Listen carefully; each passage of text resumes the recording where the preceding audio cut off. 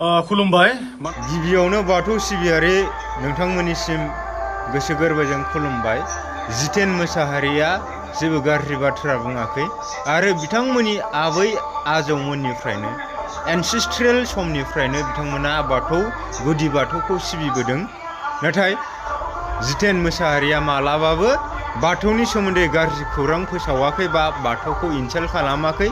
बे पलिटिकेल लाबालाबनि थाखायसो जाय इउपिएल दोलोनि सोरबा वर्कारफोर, सोरबा सापर्टारफोर, सोरबा मिडिया चेनेलफोर बिसोर बानसावनो नाजादों जितेन मोसाहारिखौ।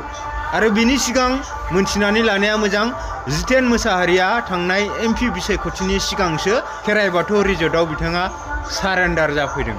बिथाङा प्रमद बर' बिथांनिनो समस्थिनि मानसि आरो प्रमद बर' बिथाङा सोमावसारनाय समाव लोगो मोनबोफानाय आरो बिथाङा इउपिएल आफादाव बा इउपिएल पार्टियावबो गोबाव बोसोर खामानि मावबोनाय। डेट मिन्स बै समनिफ्रायनो इउपिएलआ दंमोन नालाय, सरकारासो दा साराय बोसोर जाबाय। बे थांनाय एमपि बिसायख'थि जेरावहाय जयेन्ट हौवा नंखायै देरहादों, मिथिबाय, बेयाव खाम्फासे देरहादोंमोन। जायखिया बाथौ सिबियारि नोंथांमोननिसिम मोनसेल' आंनि आर'ज, जितेन मोसाहारिखौ गाज्रि मोननांगौनि लाब गैया। गाज्रि मोनोब्ला बै जाम्बा जाम्था चेनेलफोरखौ गाज्रिमोन। 9 एप्रिल खालि जाय गावनो सुसाइड जानो गोनां बेखौ दुखु मोन। स' बेनोसै। मानगोनां रायजो राजा आइ आफा नोंथांमोननिसिम आंनि एगेन्स्टआव एसे भिडिअ भाइरेल जाबाय थादों। दाखालै सानथाम सानब्रैसोनि आगोलाव सिडली समस्थियाव आङो मोनसे बर' गामियावहाय इलेक्सन केम्पेइन खालामबाय थानाय समाव आं मोनसे भाषण लाखिदोंमोन बहाय।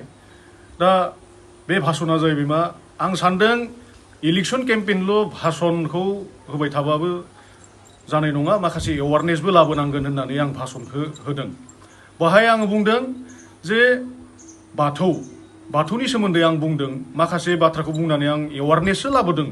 नाथाय बेखौनो आंनि बेरेखा मानसिफोरा काट खालामनानै, एडिटिं खालामनानै आंखौ भाइरेल खालामनानै होदों। आं बेखौनो खावलायनो लुगैदों बिथांमोनखौ, हायोब्ला बिथांमोना मानो काट खालामनानै, मानो एडिटिं खालामनानै बेखौ दामबाय थादों। आंजों फैनानै डाइरेक्ट फेस टु फेस रायलायफै। आं बहाय होमबा खालि माबायदि भाषण होदों, मानो पुरा होजोबाखै बिथांमोना भिडिअखौ। दा बेनिखायनो आं खावलायदों बिथांमोना आंजों फैना फेस टु फेस जाफै, रायलायफै। आंनि उद्देश्यआथ' बिदि नङा, आंनि थांखिया बिदि नङामोन भाषण होनाया। आं जास्ट रायजोफोरखौल' एवारनेस होनो थाखाय आं बेखिनिखौ बुंदों जे आं सानदों पलिटिकेलि माने बक्तृताल' बा भाषणल' लाखिनानै मा जानो, एसे ससियेलि एवारनेसबो होना गालांनि आरो इडुकेसनेल बिथिङाव फंनैसो बुंना गालांनि होननानै आङो बाथौखौ बुंबाय। आं बुंदों जे जोंना बाथौ दुलाराय बर' फरायसा आफादनि समाव आङो लं मार्चआव थानाय समाव आं न'खर हाबनानै नुबोदों जे सोरनियाबा बिदिनो नंमारगौ, बाथौआ एसे बेराफोरा बायनाय नुबोदों, खाला लगायग्रा आलारि बाथिया एसे गोग्लैना थानाय, बेफोरखौ नुबोनायसो आं बेखौ बुंदों। जाहाथे जों सानफ्रोमबो इसोरखौ मोजाङै खुलुमनो हायो, इसोरखौ मोजाङै सिबिनो हायो, अब्लासो न'खराव गोजोन थासारि, सान्थि फैयो, दुखु खैफोद फैनो हाया। बेखिनि बाथ्राखौसो आं बुंदों आरो एवारनेस होदों जे जाहाथे जोंहा खालाफोरखौ, माने आलारि बाथिफोरखौ मोनसे बाराव बा मोननै बारावल' लगायनो नाङा, हायोबा सानफ्रोमबो लगायनांगौ, होमबासो न'खरा सुख सान्थि थायो होनना बुंदों। आरो मोनसे बुंबावदों, सानफ्रोमबो बेदर जानो नाङा न'खराव, जे जाबाय थायोब्ला मा लक्ष्मिया एरा होयोब्ला माइ माइरं माने अभाब जायो, थोस्लाबा जायो, बेफोर खोथाखौसो बुंदों। आरो माखासे आं बुंदोंमोन इडुकेसननि बेलायाव बेखौनो बुंदों जे जोंहा 25-30 लाख बर'फोर बे बुहुमाव थांनानै दङ। नाथाय गुबुन हारिफोरा जेरैबायदिहाय अख्रां सायाव बिरगासिनो दङ, जोंना बे 25-30 लाख बर'फोरनि मादाव डक्टर गैसोआ, आइएस गैसोआ, आइपिएस गैसोआ, इन्जिनियार गैसोआ, आसि खर' साननो हानाय होनना बुंदों। जाहाथे जोंनि फरायसाफोरा एसे मोजां फरायनानै जाहाथे भबिष्यतआव डक्टर, इन्जिनियार, आइएस, आइपिएस जानो हायो, बेखिनि खोथाखौ बुंदों। नाथाय बिथांमोना एडिट खालामनानै बेफोरखौ गासैखौबो खोमाजोबनानै आंखौ भाइरेल खालामनानै होदों बिथांमोना।